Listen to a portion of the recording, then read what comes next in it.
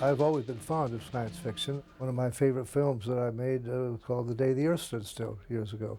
And so when the opportunity came along, Universal sent me the book on Andromeda Strain and said if I liked it, they'd buy it for me. And I read it and loved it, of course, and they bought it for me, and the rest is history. We made the book.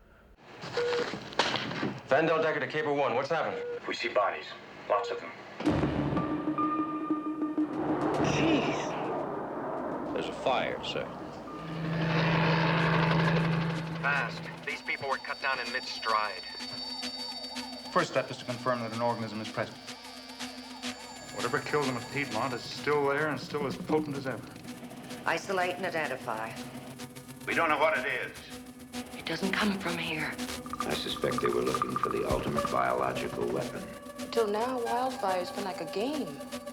Wildfire was built for germ warfare. I never believed this could really happen. It's growing. It shouldn't even be alive. It functions like an atomic reactor. The gases are decomposing. It's Andromeda. Contamination. A seal has broken an autopsy. There are now 25 seconds to self-destruct. Andromeda will spread everywhere. They'll never be rid of it. 16, 15, 14, 13, 12, 11, 10, 9. Self-destruct has been canceled. How much of this is fact, and how much of it is fiction? I've always considered Andromeda Strain more science fact than fiction, really, I think. And that's one of the things that intrigued me about it. A laboratory like this actually exists, although it's probably different from what I've described, which makes it all both science fact and science fiction. I very seldom want the screenplay done by the original author, because so many times you have to make big changes, major changes in screenplay, and the original author is very bound into his own concepts and what he wrote. So I think it's always much better to get another screenwriter to do the screenplay rather than the original author. It was a big book, and Bob Wise read it and said, "Do you want to do it?" And I said, "Yes.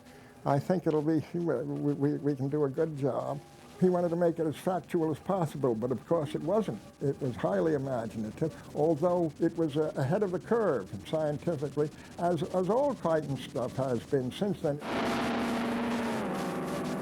Now, as a writer, the essential problem for me was not scientific. The story is a howdunit, a variation of a whodunit. He's a marvelous man, you know. He's just so bright, so brilliant, and so big. You know, he's about 6'9". He's a terribly tall man. We got along fine. When we finally got the picture done and he saw it, I think he was very pleased with it, as far as I know.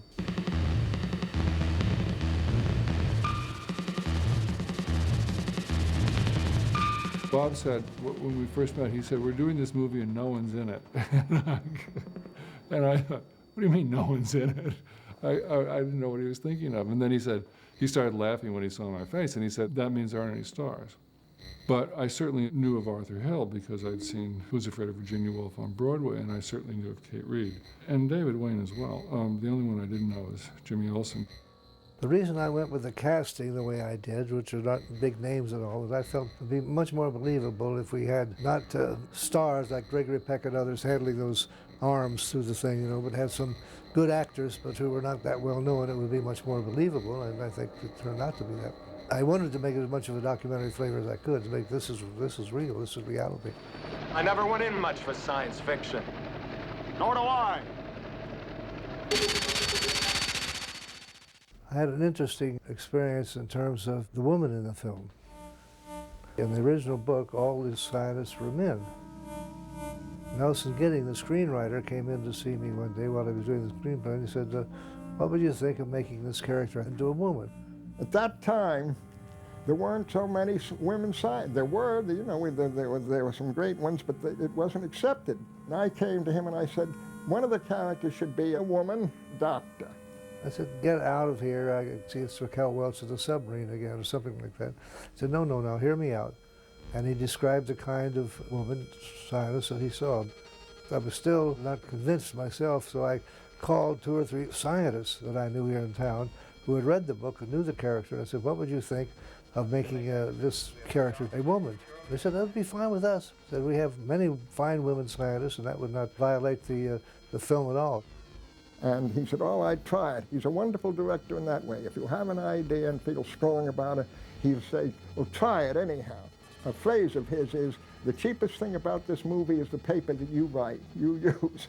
So go ahead and try it anyhow." So that's when I went back and eventually got the marvelous actress Kate Reed to do the role. And she turned out to be the most interesting character of all. She had kind of sarcastic wit and a sense of humor and fun. She was very interesting. Something wrong? I never liked red lights. Reminds me of my years in a bordello. Kate was an incredible actress. And she also had this kind of really interesting quality. And she had a sort of tough-minded maternalism or something like that, in that area. And she was very believable. It's a finger and palm print analyzer It's a composite of 10,000 dermatographic lines. How'd you know that? Oh, that one. I have a long criminal record. I think that the only appearance I make in a movie is in this film. It's in the scene where they interrupt Hall's surgery. There's just been a call from a Dr. Robertson at the White House. It was very interesting. I asked Bob if I could be in the movie, if I could appear in it. And of course, I would have to be sitting down since I'm so tall. You suddenly realize that he is the editor of Citizen Kane because he said to me, "Well, let me see where I can put you where you won't possibly be cut out." And he set me in a shot in a scene that he knew he absolutely had to have, and that no matter what, it would stay in the film. And there I am with my beard. Now, it's all arranged. You're expected in the surgeon's room in 30 seconds. I did a lot of research and read an awful lot of science stuff and science fiction stuff. But there's a bibliography in the back of the Andromeda Strain, and it's a fascinating bibliography, and I checked all those books, and every one of them was fictional. Michael Crichton had made them up. It was a fictional bibliography. I've learned that trick from him, and I've used it ever since. And the facts that I need that don't exist, I make up. We have a magnetic K indices here. Give us a code 3 when you get it. And in the Andromeda Strain, you'll see a lot of tech-tuk, you know, MiG-2 and TAC-2, and it sounds very authentic, and I've been congratulated on it. It's all fictional. I made it up. Affirmative. N indicator in MP4. One of our RFs shows 6 points over nominal and pressure 3. Please maintain random fringe drift within 10% of initial value. Scenic strip is a screenplay with a little difference, with a style, and that's the style of this. In those days, Bob Wise liked that. It's written, it's done in cinematic terms, and it's quite different and much more exciting.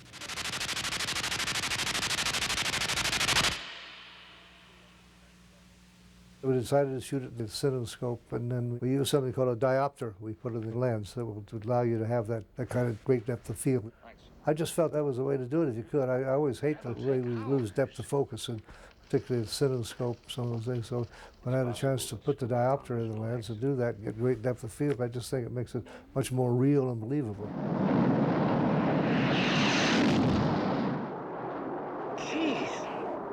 I built suspense by first seeing the people on the ground and all, but not realizing they were dead or what happened to them. Going back to the base and then eventually coming back and going down and finding that these are all dead from some kind of virus or whatever. Coronary? I doubt it.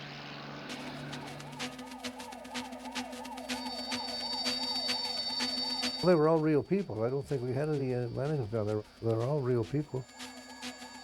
We just found local people there that could do these things for us. It was not difficult at all. Dead on the ground, some hanging themselves, whatever. Just we found local people that would fill these roles for us.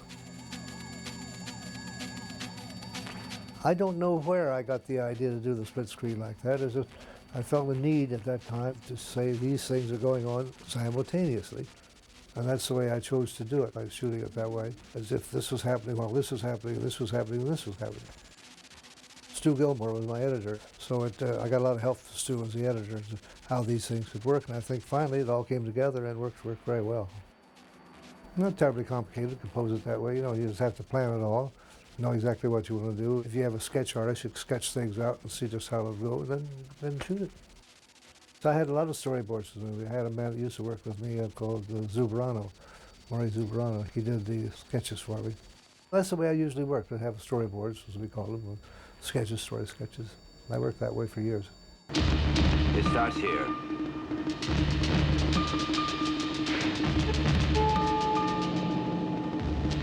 We had the problems of the matter of the different levels. We had the tunnels, go around. And we couldn't obviously afford to build 4 of those at different levels, or 5, whatever it was. So when we finished shooting everything we had on the one level, whatever color it was, we went off to shoot some scenes in the labs or whatever, so they could repaint the tunnel to the next color. So we only had 1 tunnel, but we used it for all 4 or 5 levels that we had by just repainting. The sets required to do justice to the novel presented a fantastic challenge. Still, I've always believed in giving full rein to an author's imagination. We enlisted the services of designer Boris Levin. Boris was wonderfully gifted and a very good one. You've probably seen a lot of his work. I worked with him before he came onto the picture. And this is the first and only experience I've had like that. And I worked with him, and I had an idea, and I said, can I do this? And he would help it. For instance, in the part where they're looking at the plan of the facility, we worked that out together, and it was a wonderful experience.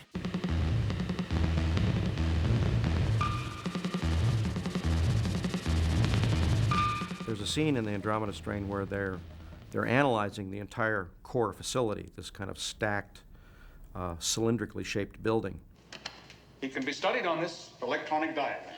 That was a very interesting application of the slit scan process, where we made a projector, a 35mm movie projector, with floor plans of the building on each frame of film. And then we had a piece of white cardboard. We'd project these floor plans on it, and then while the camera's looking at it from an oblique angle with the colored gel, move it slightly up 1 floor. So it created a kind of a transparent exposure of all these floors. And then you'd change the next floor plan and then go up the next floor and change the next floor plan and go up the next floor. And we created this whole building 3-dimensionally so you could rotate it and look through it transparently. This was in the time, we didn't have any computer graphics. We're on level 1 of a 5-story cylindrical underground structure surrounded by solid rock. It was my first experience seeing something made out of a book I'd written. I was interested in everything, but I realized at that point how much of the story I actually had never visualized. People would say, well, is this what you thought the laboratory would look like? And I never really worked it out. It was funny. I liked the look of the picture. Bob had to work really hard at that time to do live closed-circuit TV and stuff. It was extremely difficult. It's funny now, in retrospect, to think about how much time and how much reshooting they had to do. Dick Klein, would come in and say, I'm sorry, Bob, the faces are purple. And, they'd go back and do it again. It was really a new thing. And certainly the feeling that the movie had, that sort of cold quality of the sets and that sort of unadorned feeling was new. We start decontamination and immunization procedures now.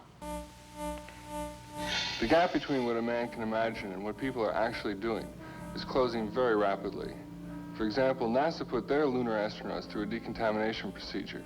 Our decontamination process is much more elaborate.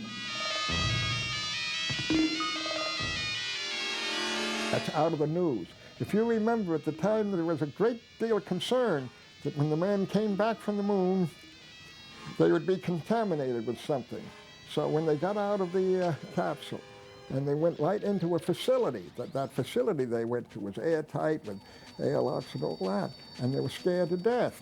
Since then, of course, you see the guys waving and getting out. But in those days, they were afraid, my God, nobody'd been in outer space. All right, stand by, everybody. Check rehearsal, everything but the spray. We wound up with 3 scientists as technical advisors, plus $4 million worth of borrowed and rented equipment. Some of it so advanced that is not commercially available. And some equipment that wasn't available at all, we built. The Andromeda Strain was very informative to me as well, because I was on the set with the crew and they were using these remote manipulators from an atomic facility. I think they were made by a company called Atomics International. And I was very impressed that you could just grab this thing and then this remote manipulator would just do whatever your hand did in 3-dimensional space. You could grab things and move them around. And I later used that in Close Encounters to do the cloud sequence, where we built a big water tank, filled it with water, and had a little pipette of white paint being injected into the tank. And I could be outside the tank behind the camera, pushing a button and then drawing in painting in three-dimensional space into this water, creating artificial clouds, which would expand out of nowhere, and it looked wonderfully realistic. And that wouldn't have ever emerged in Close Encounters if I hadn't had this experience on the Andromeda Strain. Whatever killed them at Piedmont is still there and still as potent as ever. We had this problem that we had to have this monkey die, and yet we couldn't do it.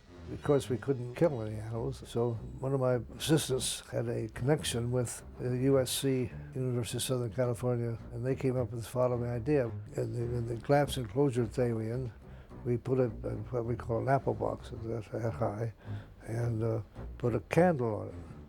And then we had the monkey up there ready, and when we put the carbon monoxide in there, and up to where the candle went out, then we knew we were filled there. Then we brought the monkey in, dropped him in, and he did all the contortions of somebody dying, which he was.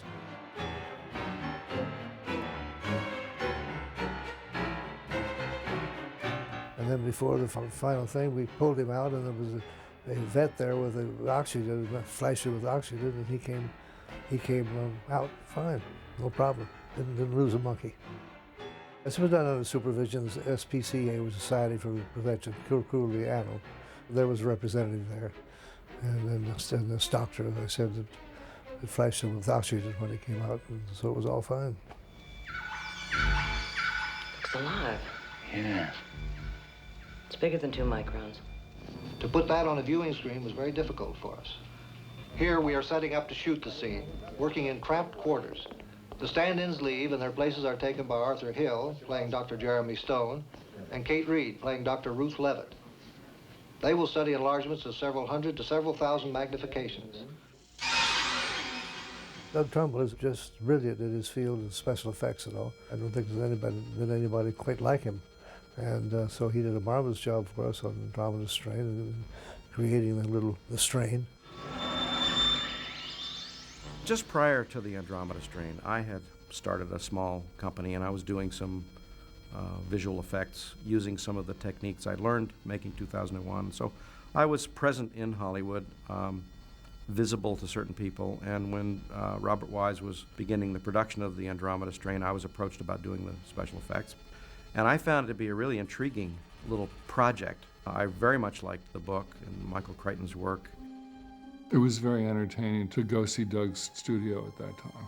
He had everything in this place. Everything was a special effect, including he had this mother and daughter who looked to be identical twins, blondes, California blondes, sort of at the door, and it began with that, and went on. And he had this huge space. It was a sort of playground for him. It was great. I thought he had the best life that anyone could have. He was trying to do silent running at that time. He eventually did. The Andromeda Strain required something that was completely different from anything I'd done before that I was kind of fascinated with, which was microphotography and electron microphotography and looking at matter almost down at the subatomic level. And so I got this job to do the visual effects for the Andromeda Strain. I was very young and very naive at the time when I did it, and I way underbid the job.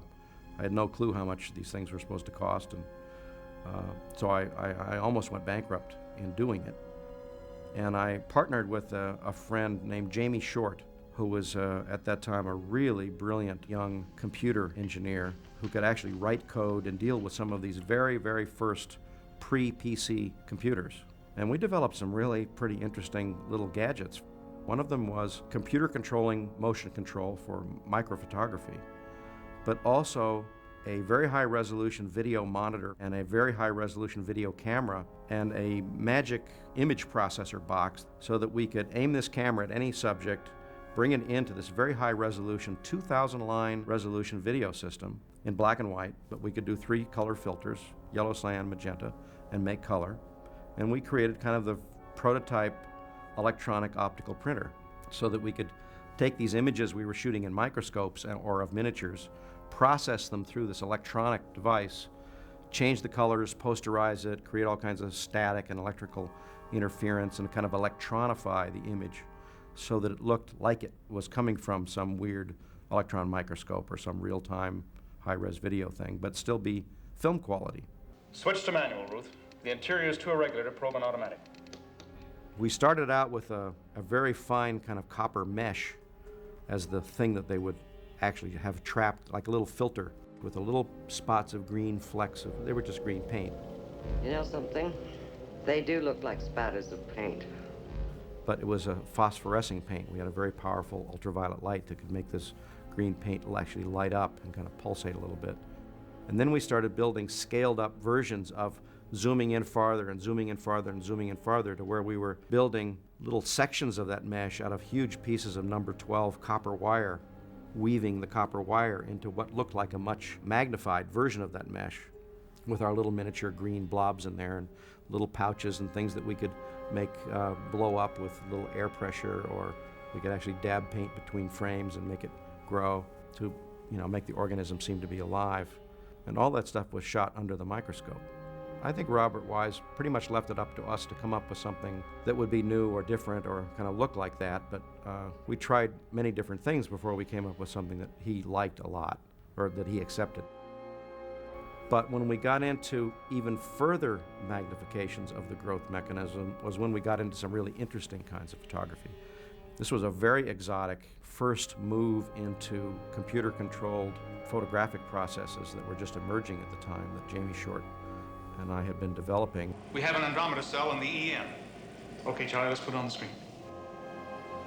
In the Andromeda strain, we were dealing with a replicating tetrahedron, which is basically like 4 hexagons stacked together.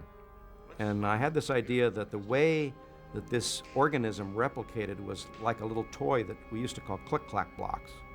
Click-clack blocks were little square pieces of wood stacked with little bands around them, and if you flipped it one way, it would unfold, and if you flipped it the other way, it would unfold, and it seemed to have no inside and no outside. And so we made these little hexagons so that they could start almost like a little truncated pyramid, and that these sides would fold out and then form 2 more pyramids, and those 2 more pyramids would form 2 more pyramids, and this thing would exponentially grow. And so we did this all under computer control. We had a little plexiglass hexagon that we could light with a strobe light on a little rod, and the rod was connected to a stepper motor, and the stepper motor was mounted on this XYZ movement device that could flip it to all the different positions, fire the strobe light, reposition it, fire the strobe light, and animate the whole thing under computer control. Then we'd take that photography, put it through this electronic optical printer, make all kinds of buzzing colorations and static and grain to it, and make it look like it was an electronic image. It's Andromeda. Emergency procedures are in effect. Andromeda will spread everywhere. They'll never be rid of it. What about the central core? This set is the nerve center of the secret 5-story underground laboratory, which of course we built above ground on one of the largest stages in Hollywood. To allow for a height of 67 feet, we had to break the concrete stage floor and dig well below it. It took 6 months to build, the entire inner core being stainless steel. This core was equipped with 2 functioning laser beam guns to guard against improper entry or exit. At a crucial point in the story, these guns come into play. We all had to be extremely careful not to look directly into the beam because of the danger of serious eye damage. Matte paintings in any movie are obviously to add to a scene something which you couldn't physically build. And that's always been true for exteriors or interiors, and it's used in the Andromeda strain in the core interior to make a few stories look like many more stories. But you do many times when you have something that you don't have the complete thing, you do the central part of it and whatnot, and then they'll have a painting to carry the rest of it. Al Whitlock was a very special matte painter at painting matte paintings to fill out and flesh out a scene. I was a young guy at the time, and Al Whitlock was like a god. He would personally go in there and paint out black on a piece of glass in front of the camera to block out the part of the shot that he was then going to subsequently paint and add to the scene. I learned a huge amount from Al Whitlock about perspective and lighting and painting, and he was just amazing. When I did the Hindenburg, I went to him and said, can we believably show a dirigible like the Hindenburg outside of a hangar in Frankfurt and take her up in the air and fly her across the ocean through all kinds of circumstances and bring her down past New York and into Lakehurst where she exploded on landing. And he said, yeah, I think we could do that. So I consulted with him before I took the assignment to do that.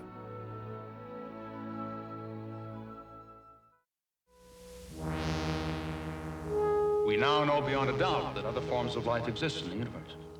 Thanks to Scoop. Yes.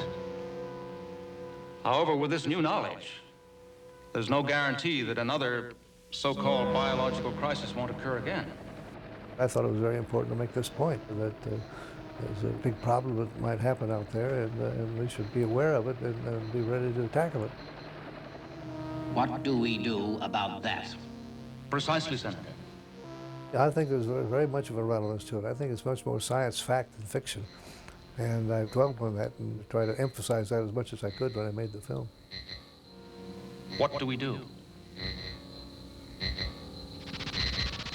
I didn't want a standard musical score, but I felt I needed something to go with it, you know. So I talked to Gil to see if he couldn't give me a musical score in another fashion than just for the regular orchestra.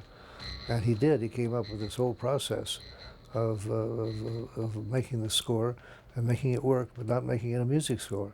And I thought he did a wonderful job on it, just excellent.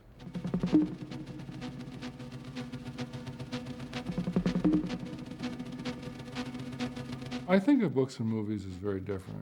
I'm particularly impressed, I was then, because it was the first movie I'd ever been on. I thought, you've got an army of people here. And, you know, because I'd just come out of medicine, I was particularly interested that they just sort of did what he asked. Okay, now, stand clear when they let that gas go. Get out of there. Right away. Because I thought, how can you make people do things unless they're sick and afraid? And this is what a doctor's way of proceeding is.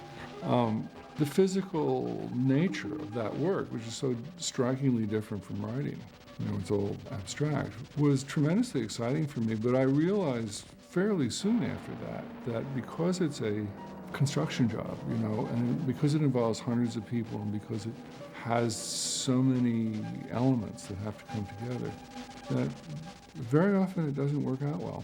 And I feel that I've been very lucky in the number of them that have turned out well for me. I just feel enormously pleased when that happens. I think Andromeda Strain was a very important movie. It was a major first for Michael Crichton.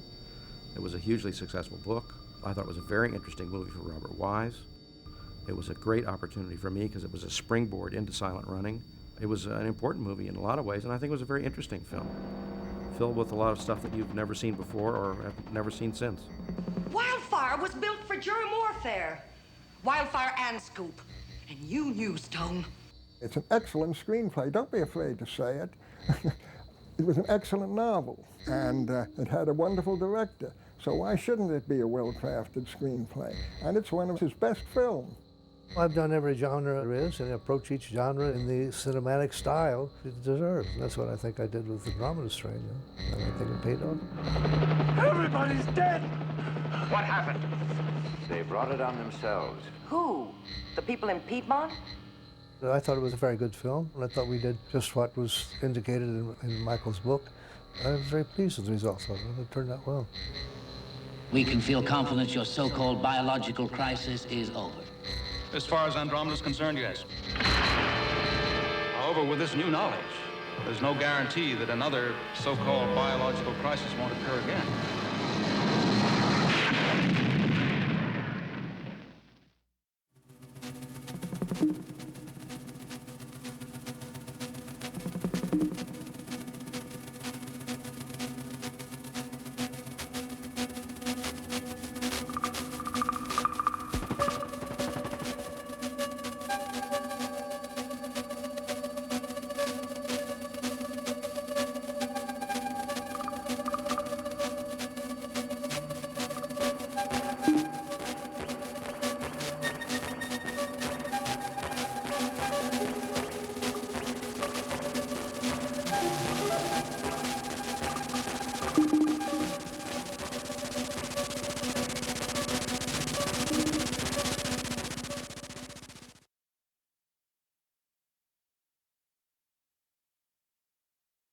Thank you.